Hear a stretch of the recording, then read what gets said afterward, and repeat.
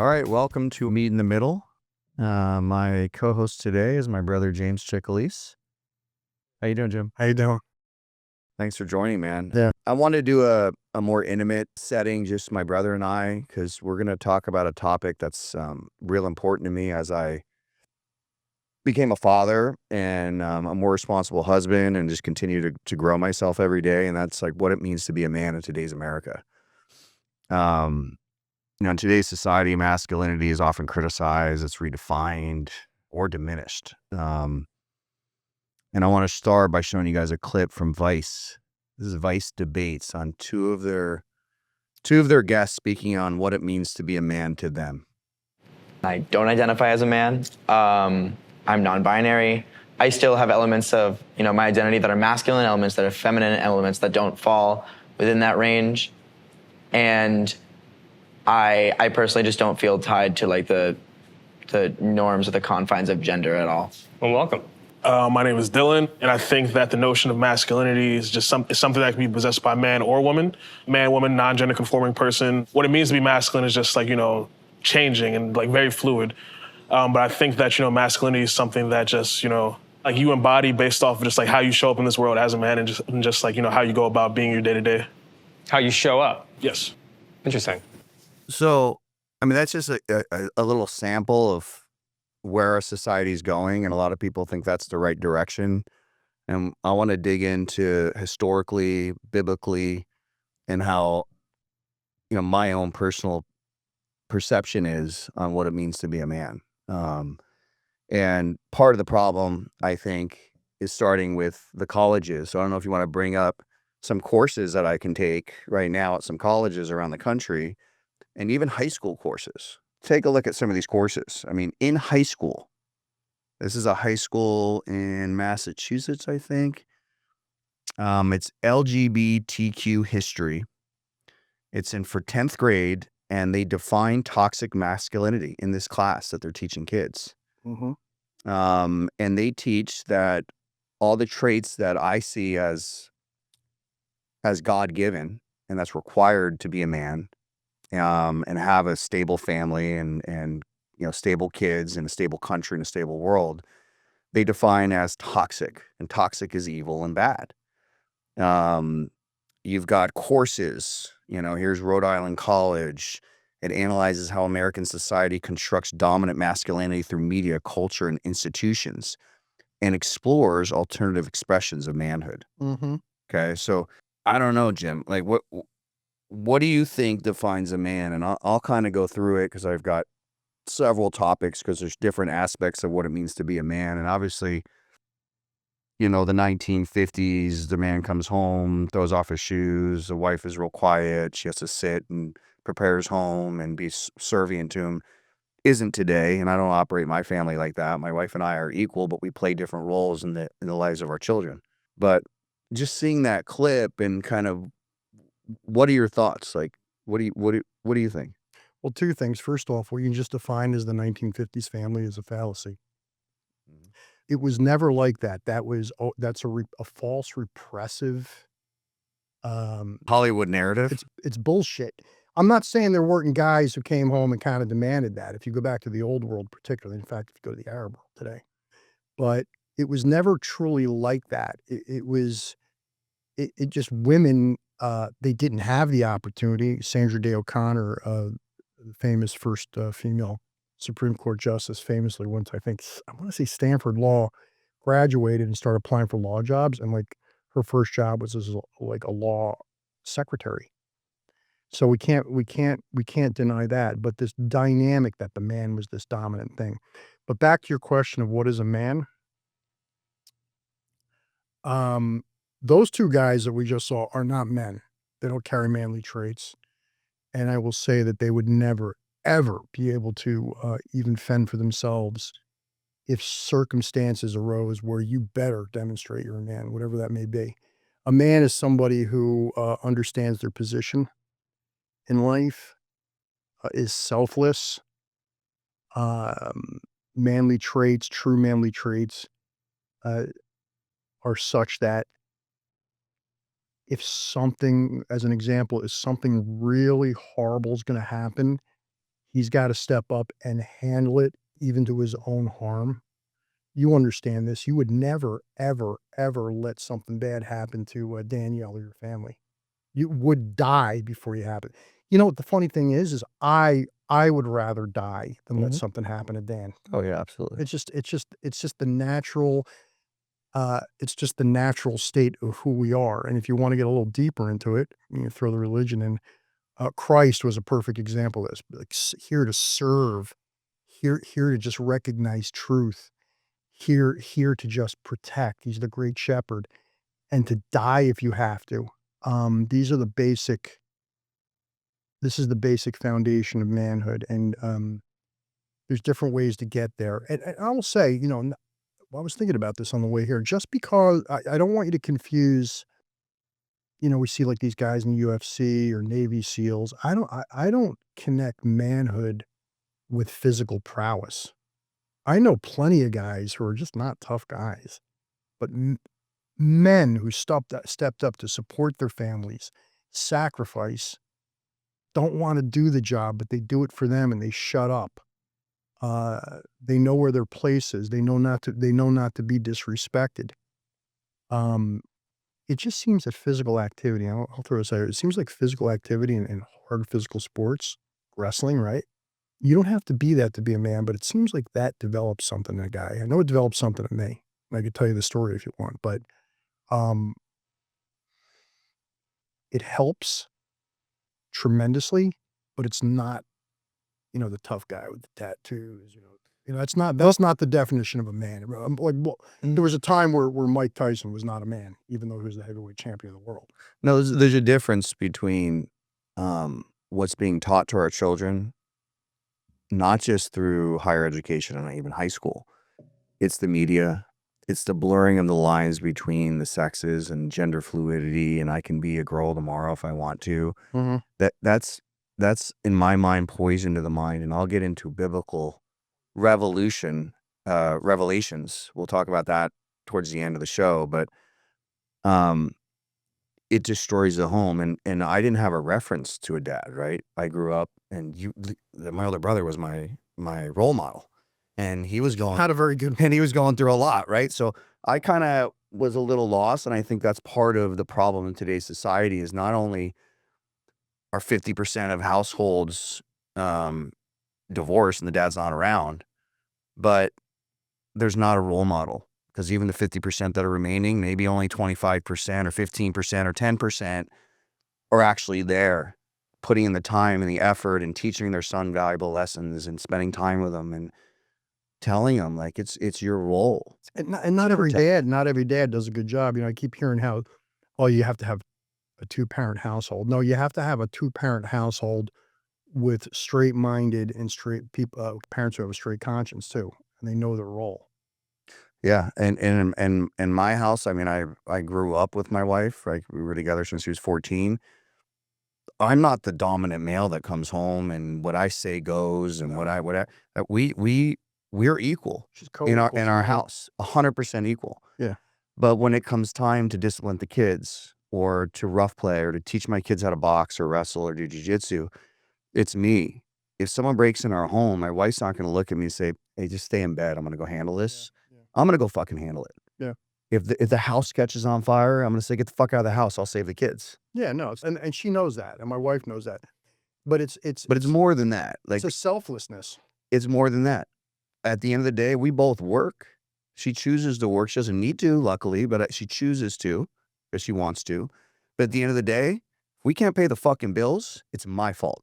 I'm responsible for that. I'm the person that provides for my family. And no matter what these liberal fuckers are teaching our kids. Hold on, calm down. No, They're getting crazy. yeah, I'm getting crazy. But seriously, they're teaching us like, no, like the biggest scam that's ever happened, one of the biggest scams is this equality movement in America. And I think this goes back to our banking discussion on inflation. They knew that one household couldn't pay all the bills, one income. And so what they did is said, oh, let's take advantage of this movement with Vietnam and everything, and let's push the narrative of women's rights, and like, you guys go work. Make the man stay at home. And it literally tricked women into saying, I want to go have a career. I don't want to be a mother. I don't want to stay at home. I want to go earn. But the bottom line is, in 99% of the households in America right now, you better have 2 sources of income or you're not going to pay your bills. We're blessed that we, well, my wife's got a store. Yeah. And your wife works, but they don't have to, right? She couldn't pay the fucking mortgage, right? And she knows it. I tell her that. But like, since she works, 3-4 days a week, and You tell her that, Mike? You can't pay the mortgage. she couldn't pay the mortgage, and she knows that, right? Well, no, but it's okay. The point is that they don't have to work if they didn't want to. Yeah, but that's not to norm. demean what they do. I mean, my God, my wife puts in a lot of time at her lovely store, Michelle Swim and Denim in La Quinta, California. But yeah, finest swimsuits in the whole Coachella Valley, bar none. And jeans and men's underwear. High end. All sexy. I go in there, I look around, get all excited. Anyhow, yeah, no, you just gotta take care of business. You mentioned something. They knew that with the breaking of the gold standard and the spike in inflation, they knew they had to get both people working. Yeah. They knew they had to market. So they came up with this idea of feminism. But it got toxic, and not toxic feminism, but just it got toxic in the sense that they sold them a bill of goods. We got our good friend Charlie Kirk takes it yesterday. God bless him. Now that's a man. Yeah. He's out there speaking truth. He had so many death threats against him. He had violence committed against him, and he just went out there and spoke the truth. And one of the things he kept pointing out is how many of these women he would interview who were professionals, they put off motherhood, delayed it, or gave it up completely. And no offense to anybody, and it's a choice sometimes. Like, I'm not saying that every woman's got to get married and every woman's got to. That's bullshit too. But I can't begin to tell you how many women I know who, I'm a lawyer, how many women I know who became lawyers and have expressed to me how they wish they had just engaged in motherhood. Yeah. I'm thinking of one person in particular. She started medicating herself. No, they're all on antidepressants. She started medicating herself, and I had a talk with her, and she says, I just want to be at home with my kid. And the reason she couldn't is because her husband was working for some stupid ass big box store, just floating around, and in his spare time he's playing video games and stuff. You know what I mean? And she was stuck with that stunad, and she was stuck with everything they pushed into her mind. And she's a great gal. It feels empowering. I can see from a feminine standpoint, like it probably feels great. And like they're independent and they go and they get their degree and then they get this great career. I'm all for it. And they're working, they're making their own money and they're making their own decisions and they're traveling where they want to go. And before you know it, they're fucking 45. They're not married and they got fucking 2 cats and they've missed a big purpose. Like the best stage of my life is being a father. The best stage. And it's just sad. It's sad because I know a bunch of them and they're just like, you have any single got friends that I can? I'm like, no. I don't have any single friends for you. I represented a gal not too long ago. I don't do too much criminal defense anymore, but I did on this. And she was an insanely high functioning professional in her 40s. And just so, I mean, you couldn't, like when you look at the paradigms like this, if you just looked at it on paper, you'd say, wow, that's a success. One of the most screwed up, miserable people I've ever met in my life. And she kind of confided to me, like, I'm past my childbearing years. Nobody wants to marry me. And I'm like, now look, I do know women who very successfully, they have their career, they have a happy marriage, they have kids. There's that too. I just think that they've been sold a bill of goods, but we're getting off topic, I think here, pal, and we're beating up on women. I don't want to do that. No, and again, everybody's free to do what they want to do, but when you're pushing a certain narrative to our youth and through the media, and it's getting so bad that I start to think, well, maybe there's something greater going on. Yeah, Maybe this is religious. Maybe this is our enemies funding universities to have us rip each other apart, to weaken the men in this country. When America falls, freedom's gone in the world. That Constitution that we have and our freedom, it's really hard to take down America. Yeah. So they're going to do it economically. They're going to have us rip us apart. But going back to a man's role, I think, like, at the end of the day, they're the keeper of principles, right? faith, family, and freedom. And like, what does that mean? Right. And I think about that all the time because I have to keep everything together and hold the standards really high for my family. And I make bad decisions, like I still do, right? I fuck up here and there, and I whatever it is, I try to be better. But at the end of the day, my kids and my wife are looking and depending on me to set the fucking standard in my house. And if I don't do it and keep raising the bar, I've failed my role. And I want to be the best dad I can be and the best husband. You're actually, you're not even alive for you anymore. No. Go enjoy Yeah. yourself and take in. I'm gonna go on a little break this weekend myself, but this life isn't even about you. When a guy realizes that this life's not even about him anymore, you've stepped into that manhood range. Paul said, you mentioned is a religious. This is all spiritual, Yeah. all of it. He said very clearly, he says, all of our battles are not against flesh and blood, but they are against the powers, the principalities, what he's talking about, the spiritual world. He also says that, he says women submit to your husbands. But that doesn't, in the English translation, that's not what it means. Like what you would think it automatically means, I'll submit to my husband. There's some things they have to submit to in the sense that, like, look, you want to live here? Submit to the fact that I got to go to work. Submit to the fact that you have to help me with that. And then he also follows that up immediately with the more important command to us: love your Father, like God loves the church. love your wives completely and unconditionally. And that's important because that Like means Jesus loves the church or something like that. yeah, that means And sacrifice so it's equal. yourself. It kind of like we're both equal in our devotion to the relationship. I think it's more on us because when we look at what he means by love your wives, the example is Christ going to the cross. That's heavy. And when he went to the cross, he didn't just get horribly mutilated and nailed to a cross to die, but in that moment, the weight of the world's sins was placed on his shoulder. It's a pain and suffering that no human has ever been through. So that is our responsibility, and we have to accept it, and we have to move forward. I don't want to go to work tomorrow. Yeah, you don't want to run to a burning building. You don't want to somebody comes and starts shooting up a building. I don't want to like get shot, but I'm gonna jump on Nicole right here. Like if that happened and Nicole's standing here, I'd save Nicole's life. When we talk about like biblical scriptures, I was reading a little bit in the Bible on the end of times. Oh, And, here we go. and there's just three I want to mention. Talking about manhood over here, and he goes right into Revelation. Well, it's relevant. So scripture warns of confusion, rebellions against God's order, breakdown of family, and the distortion of sexual and gender roles. It's fucking written right there. So if you believe in the Bible, pay attention. Gender roles. Well, let's read it. So Timothy 3:1. In the last days, people will be lovers of self, disobedient to parents, without self-control, haters of good.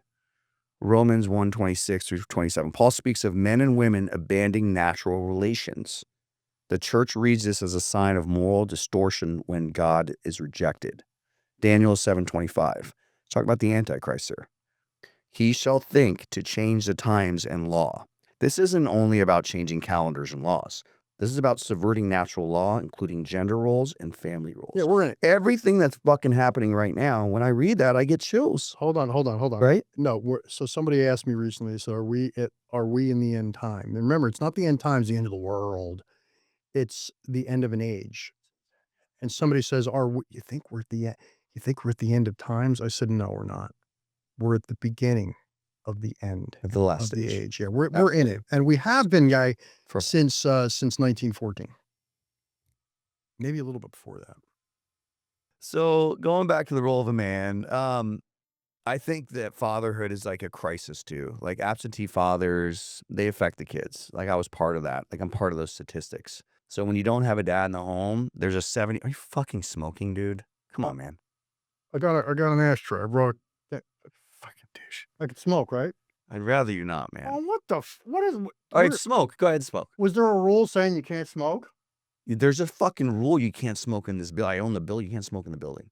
Oh, you own the building? I do, and you're gonna stink Is up this my gonna chair. bother you? Got you little? Just keep that in your Is it gonna mouth. bother you, non-men? I'm drinking whiskey. I'm having a smoke. Oh, fuck. Anyway, If Joe Rogan could smoke cigars, fuck. Anyway, so If it homes bothers you, let me know. I'll be a man about it and be selfless and put it out. 70%. Does it bother you? So kids that grow up in a house with no dad, okay, 70% higher probability that the child will be a juvenile delinquent, and 65% less of a chance to attend or odds of attending a 4-year university. And mental health and identity, high suicide rates among men that no one fucking talks about. There's no outlet really for men to go chat with their friends about their issues. And men have the same problems like women, and there's very little outlet for it. Since 2000, male suicide rates in America has been skyrocketing. Men are 4 times greater probability of suicide than females. 4 Oh, times. really? No kidding. 4 times. Over the last 50 years, there's been a 100% increase. We're 99% more times dying in war. No, this is suicide, dude. I know, but I'm just saying. I'm And gonna have a heart attack. I think part of that is when you confuse the fucking shit out of our youth, and they don't know what it means to be a man, and they end up making decisions that affect everything in their life, from want to dress up in a skirt or whatever. Yeah, that's just spiritual sickness, dude. That's just, I'm telling you right now, that poor kid, and I said poor kid, of the Minnesota shooter, Well, we don't know who it is. well, he was spiritually sick. That's the whole point. Oh, Minnesota, yeah. And he the enemy, who was Lucifer at one time, beautiful and gorgeous, and who became Satan through his own pride, and he is a real thing. I challenge everybody to read the Gospel of John, chapter 8:44, and see how Jesus refers to Lucifer, not as some metaphorical thing within us like the yin and the yang, but an actual person. He was a murderer and liar from the beginning. He wants this because he's wounding who? He's wounding the big man. And when that kid went in Minnesota and he shot up those kids, the whole point was to destroy life and wound him. And you know what? He did. I mean, the guy was obviously extremely disturbed, and there was a lot of evil in him. And we can pull up. That's spiritual, man. We can pull up the drawing he did of himself. Where Yeah. look at this. I mean, he's looking into a mirror, and what does he see? A fucking demon. Okay, so and we have 2 gay brothers. We do. We do. One of the toughest guys I ever met, actually, I knew was a gay guy. Tough guy. And one of my best friends in high school was a gay guy. But I'll tell you, one of the things that had happened to me and happened to you is that we came up in some very hard conditions. And only by the grace of God am I even sitting here talking to you. I'm a fairly successful lawyer. I've got an unbelievably beautiful wife. She's such a kind woman. Our kids are great. Our kids are getting everything we never got. And I don't want to get on mom about this because she can only do so much. Leave mom alone. Yeah, in the circumstances she was in. But I could tell you stories, man, and I'll just be blunt. My dad offed himself when I was 6 years old.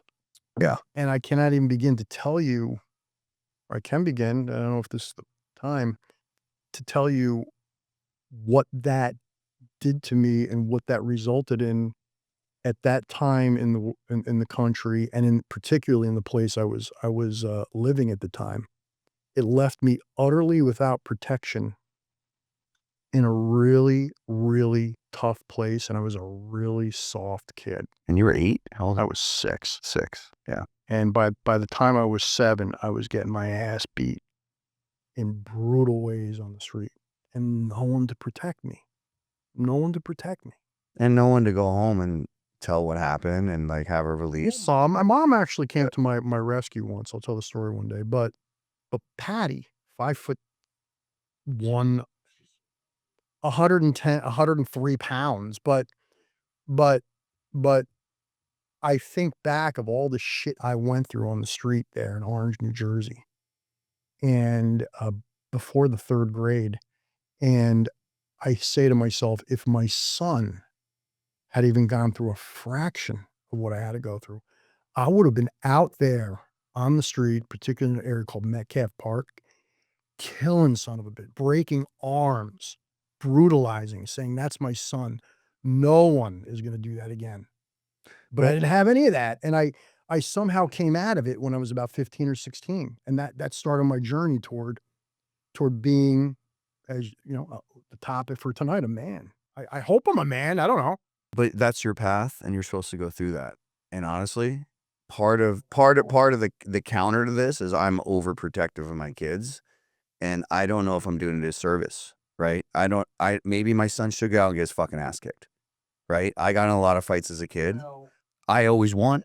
Or you always And won. I don't know if I'm I doing a lost disservice, 80% of right? them. Maybe my son should go out and get his I fucking ass learned kicked, how to take a right? horrible I got in a ass lot of beating fights by as the a time kid. I was like I 7. always want. Dude, just tell them all the black kids used to beat you up and burn wanna you hear with a quick cigarette. story? Yeah, tell them the stories, man. That's You why we're looking? here. You watching? You wanna hear a quick story? Yeah.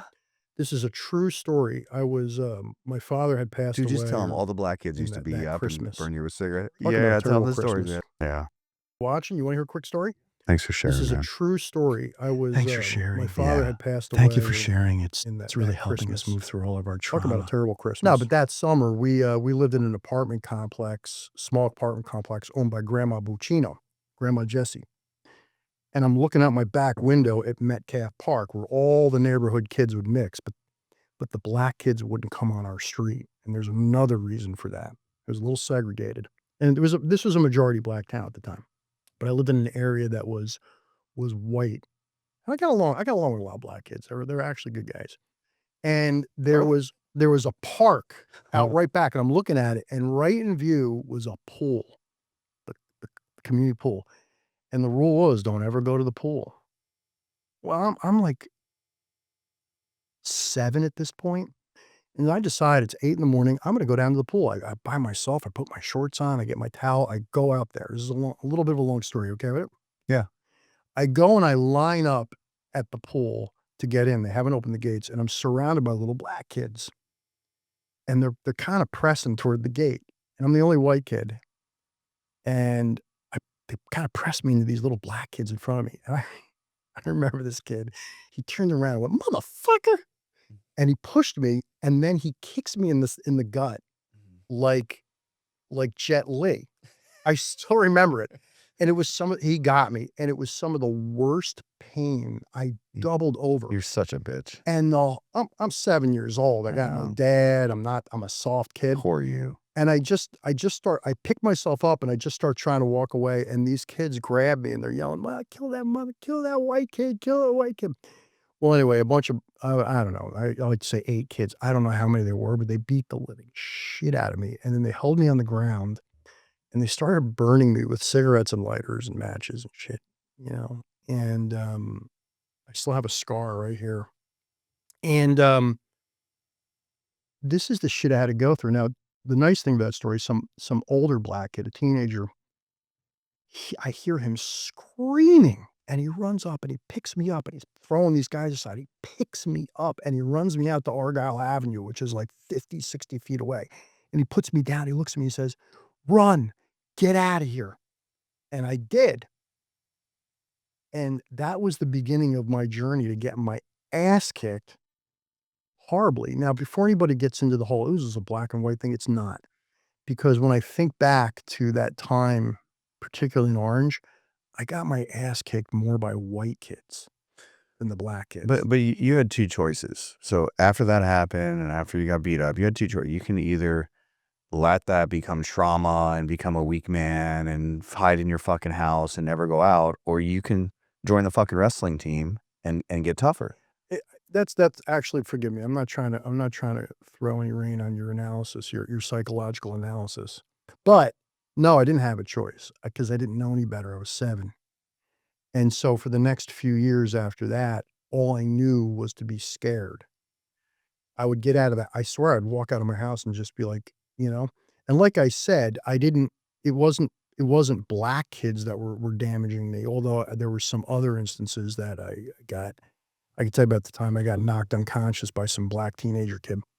But it was the white kids, and there was a kid across the street who shall remain nameless, but who I swear I looked up on Facebook a few years back, and I was going to go hunt this mother. I was going to hunt them down. So this I found out where he lived, This is still and going. I'm like, I have to get this out.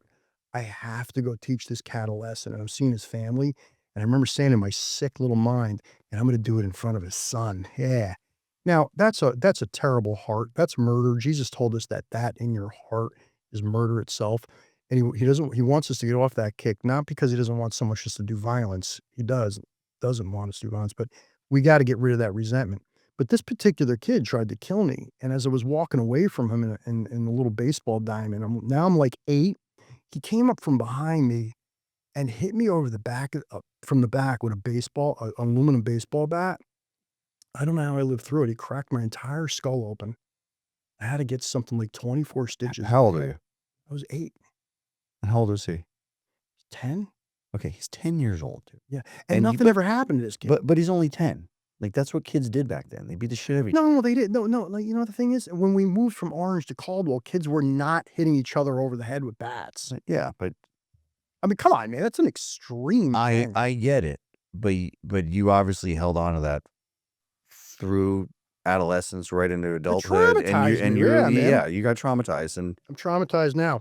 are you a little scared? I'm still a little bit. No. Listen, like, I'm not scared anymore. You know, when I first traumatized me, remember that yeah, Circle man. K down here? Yeah. Traumatized now. So I'm here for the first week, and I walk up to the Circle K, like, 11 o'clock at night. 2 young Mexican kids approach me. The kid says, "You got $5?" I said, "Nah." And he lifts his shirt, and he shows me a gun. He's like, "I know you got $5," or whatever he said. And I said, "You mother," and I just like, "Well, are you out of your mind?" And I just walked right up to him, and I grabbed him in the face, and I grabbed his gun, and I threw the gun.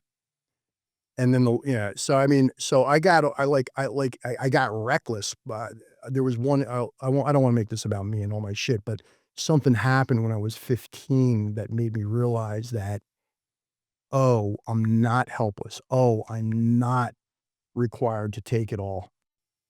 And as sick as this all is, this is part of my journey to becoming a man, because then I had to get through all the anger and the resentment. And I still harbor some, but I work through it. And I thank God I can get on my hands and knees every day and ask for forgiveness and start over. Those are extreme cases of like feeling that side and knowing what you need to do to not feel that way again, right? To be able to defend yourself. And that's one of the things that we're doing now as men, is protecting our kids and protecting our sons. At the same time, we've got to make sure we're constantly reinforcing the lessons and faith and God and roles. And that's what I do with my son. And the last thing I would ever want is I don't do a good job. I don't spend enough hours with my kid, and I leave them in the state to educate. And then they go off to college and they come back and Well, you don't. they're completely lost. No, they go to private school and Damn stuff. right. But I still spend a lot of time with them.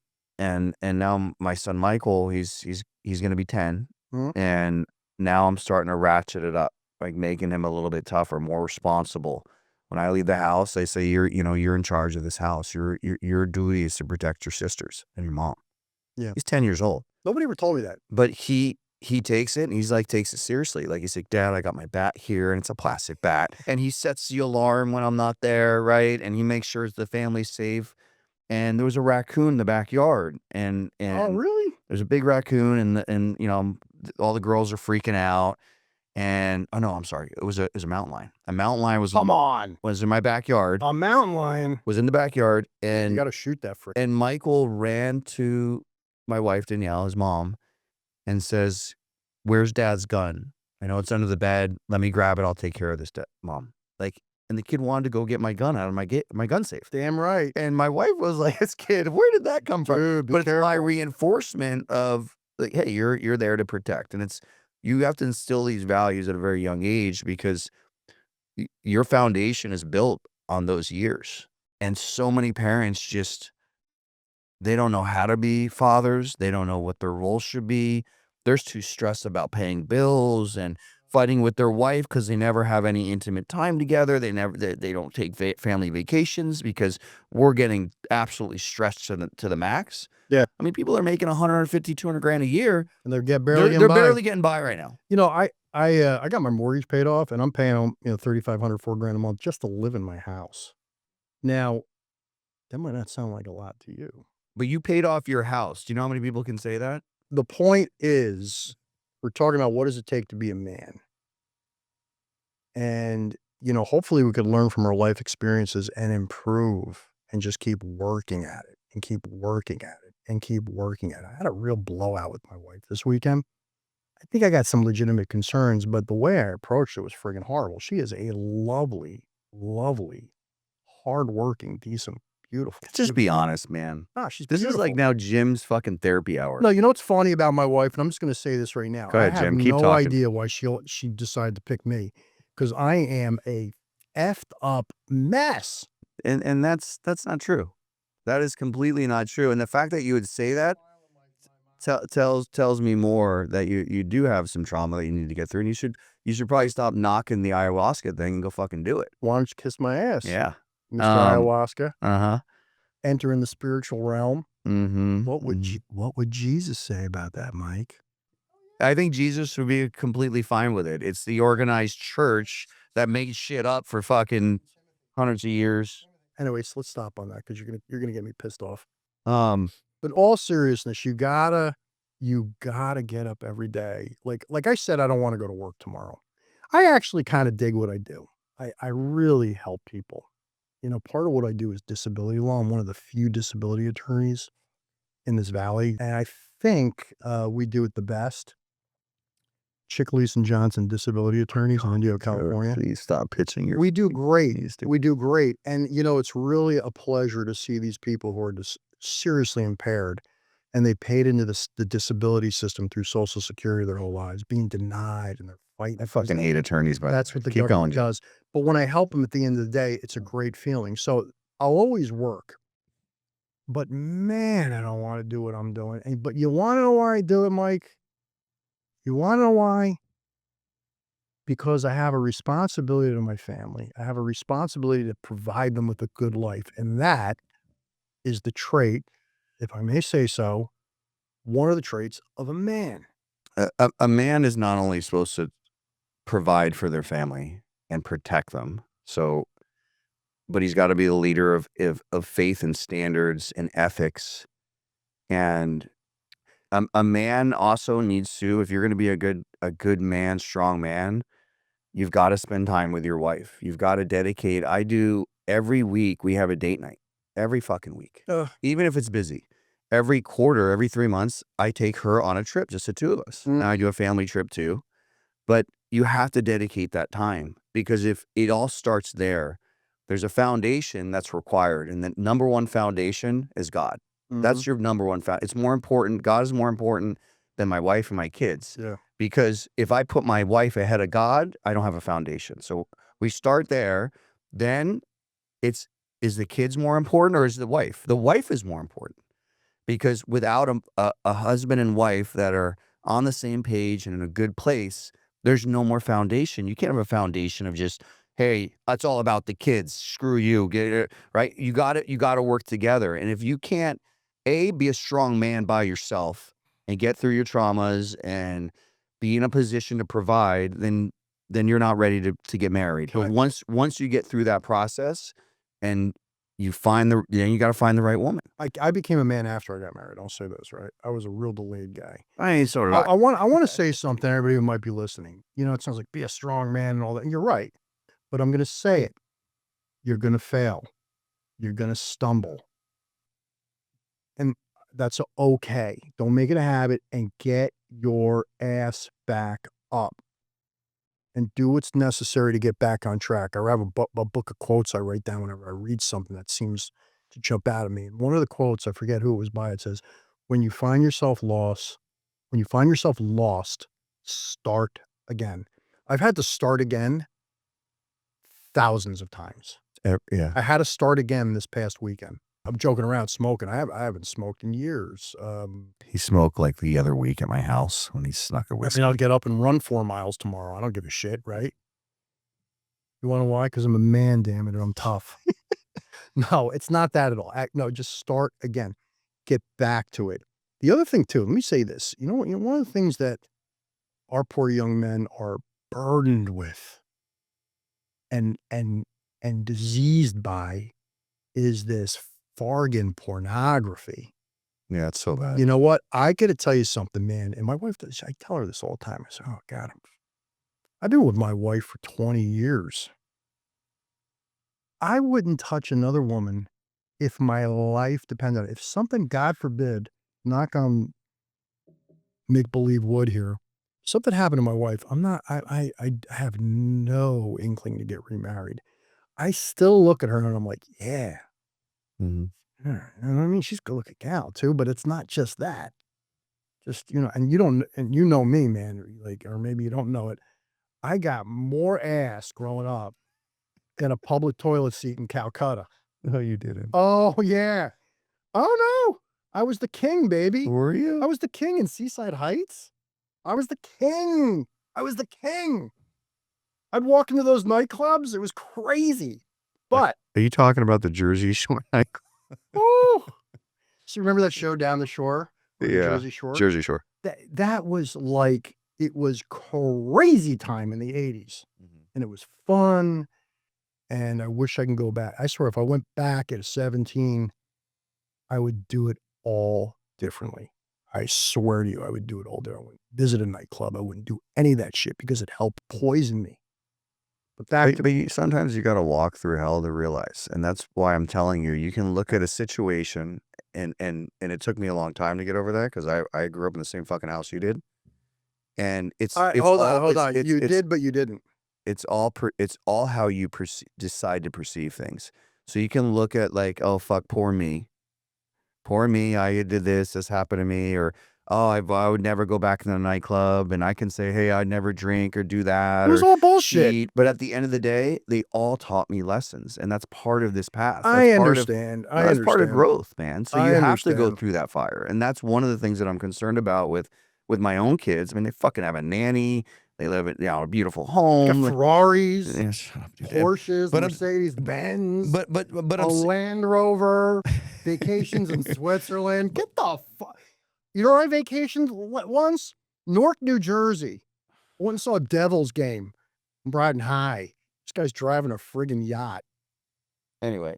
Are you But- shitting me? But they live in a protected environment where they're not tested, right? It's the same with my kids. They're not tested. So that's one of my concerns. That's why I'm like, fuck, dude, I'm going to have to They're tough kids, though. They're tough kids. Let me tell you something. I'm going to have to make them sleep in the backyard for the next 2 months. You know what, man? Look, we went through it. And I said, we lived in the same house, but we didn't live in the same house. Remember, I got 10, 11 years on you. And I remember things quite differently before you were born. And I have a lot of experiences. I have an exceptionally long memory for some reason. I remember being in the crib.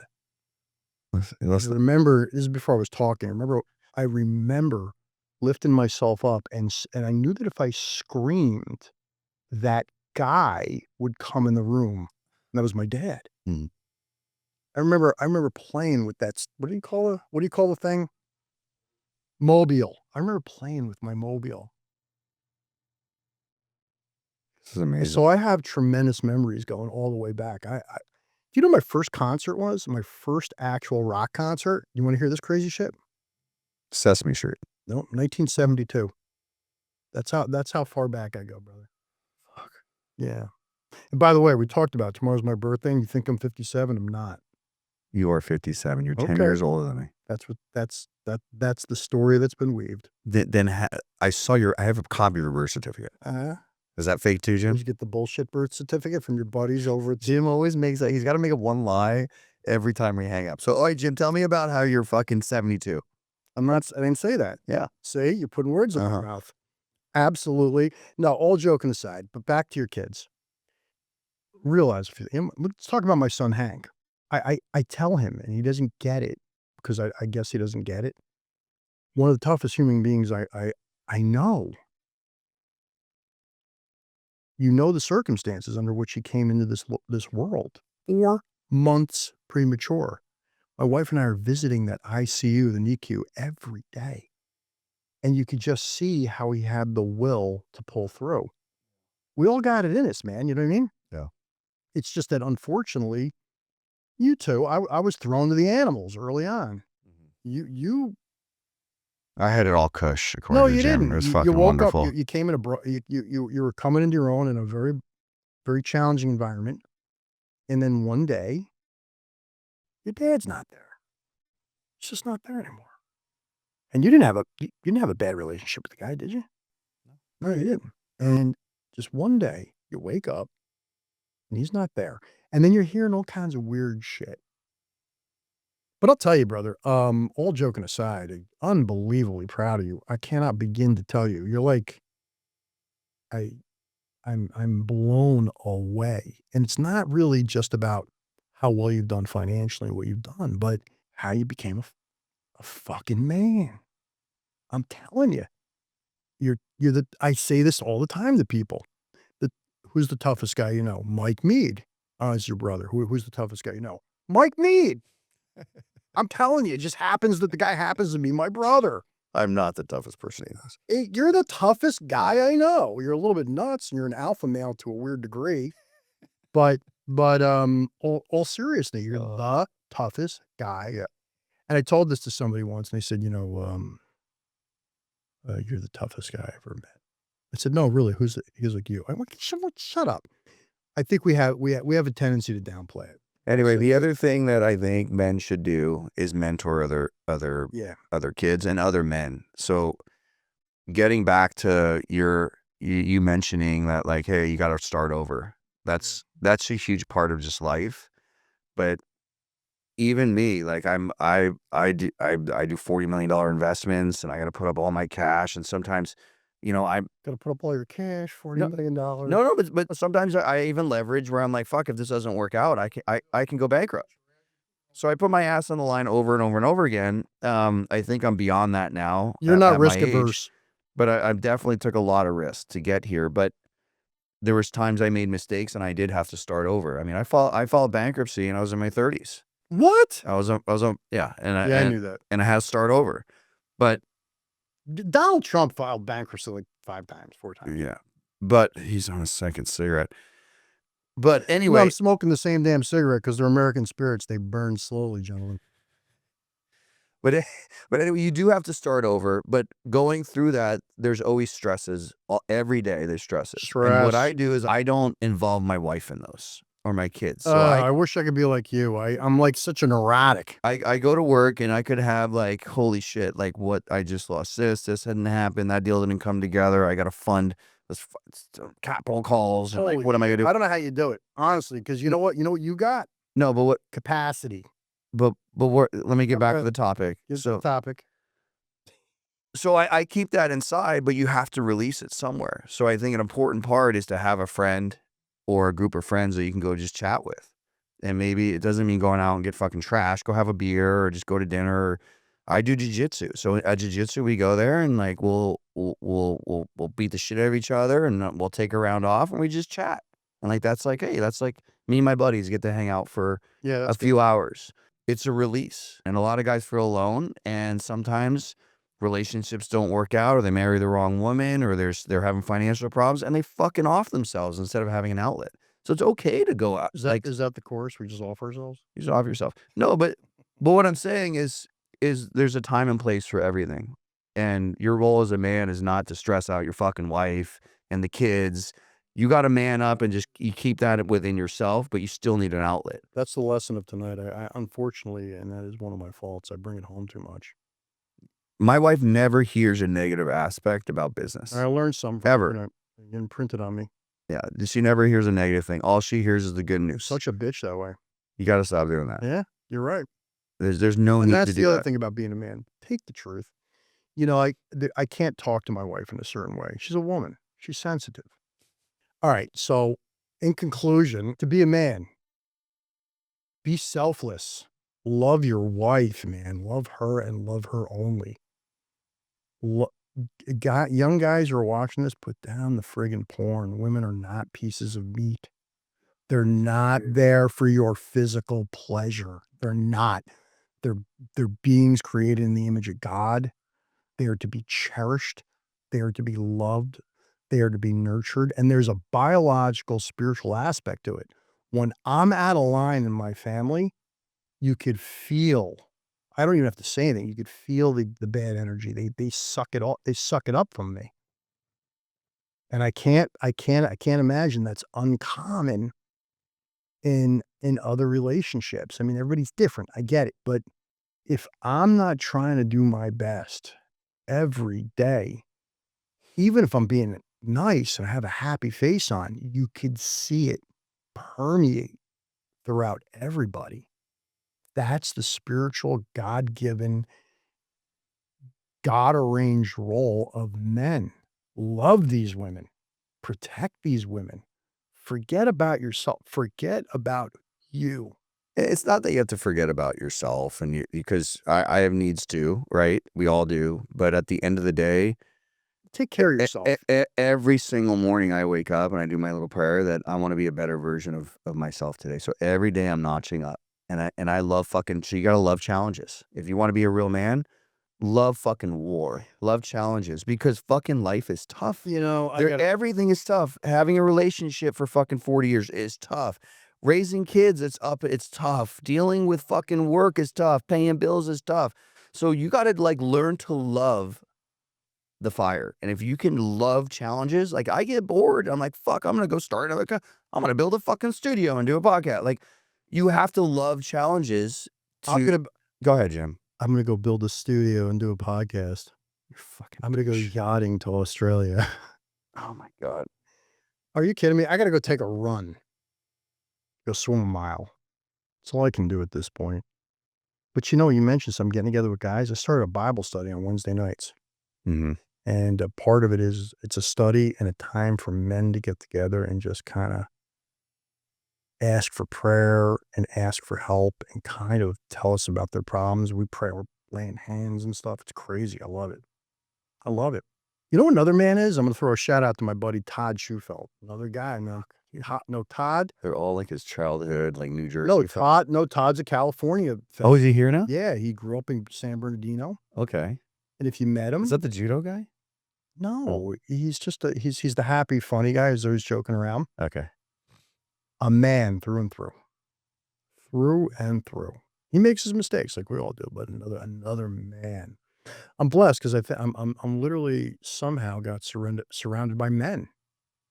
You know? And I just think the other day, women, they don't want to marry a man that doesn't understand the definition of what it means to be a man.